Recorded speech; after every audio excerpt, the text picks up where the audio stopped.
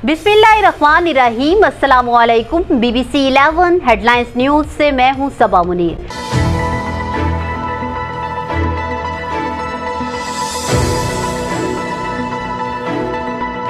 नाजरीन, आपको अपडेट करें तांलियावाला से, जहां हमारे नुमाइंदा खुसूसी ज़मीर हैदर के मुताबिक मुल्क भर की तरह तांलियावाला में भी ईद मिलादुल नबी सल्लल्लाहु अलैहि वसल्लम मजहबी जोशो जज्बे के साथ मनाया जा रहा है।